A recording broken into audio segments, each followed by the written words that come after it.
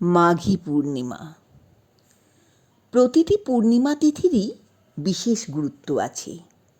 তার মধ্যে মাঘী পূর্ণিমা হল অন্যতম পবিত্র একটি তিথি।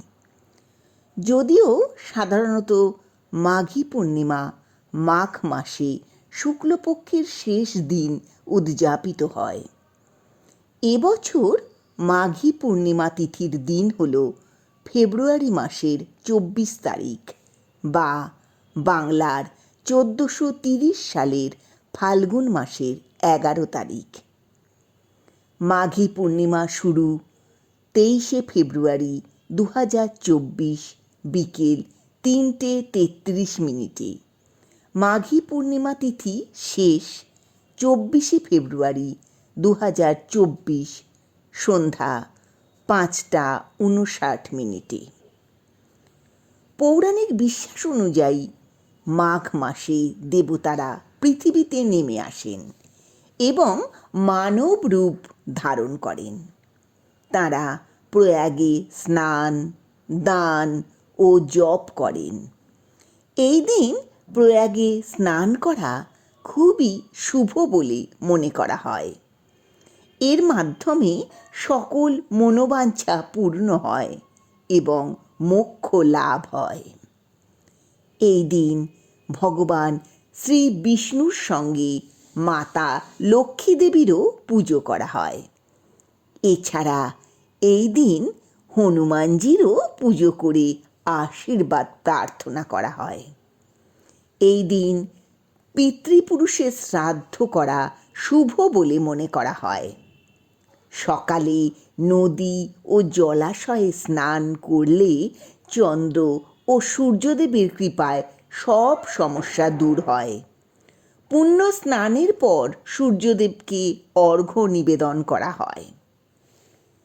পুরাকালে কান্তিকা নগরীতে ধনেশ্বর নামে এক গরিব ব্রাহ্মণ বাস করতেন। ব্রাহ্মণের কোনো সন্তান ছিল না, তাই তারা খুব দুঃখী ছিল। ভিক্ষা করে তারা তাদের অন্ন সংস্থান করত। এমনি একদিন তারা নগরীর বাইরের এক শহরে ভিক্ষা করতে গিয়েছিল, কিন্তু তাদের কোনো সন্তান না থাকায় কেউ তাদের ভিক্ষা দিল না। সেই সময় একজন এসে তাদের মা কালীর পুজো করতে বলল।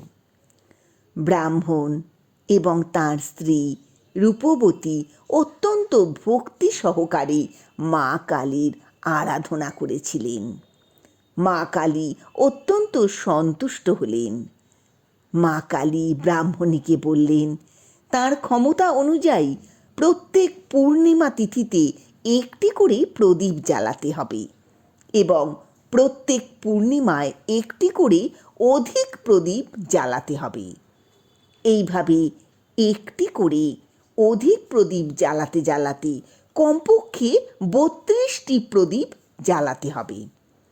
ব্রাহ্মণ গাছ থেকে কাঁচা আম স্ত্রীকে এনে দিয়েছিলেন পূজার জন্যে। ব্রাহ্মণী মা কালীর নির্দেশ মতো প্রত্যেক পূর্ণিমা তিথিতে প্রদীপ জ্বালাতে শুরু করেছিলেন। মা কালীর আশীর্বাদে তাদের এক পুত্র হলো। পুত্রের নাম রাখা হলো দেবদাস। দেবদাস বড় হতে তাকে কাশীতে মামার বাড়ি পাঠানো হলো পড়াশোনার জন্য। সেখানে কোনো এক কারণে অনিচ্ছা সত্ত্বেও দেবদাস বিয়ে করতে বাধ্য হলো। এরপর যমরাজ কালের রূপ ধরে দেবদাসকে নিতে এলো। সেই দিন ছিল মাঘী পূর্ণিমা। ব্রাহ্মণ এবং ব্রাহ্মণী নিষ্ঠা ভরে মাঘী পূর্ণিমার ব্রত পালন করছিল।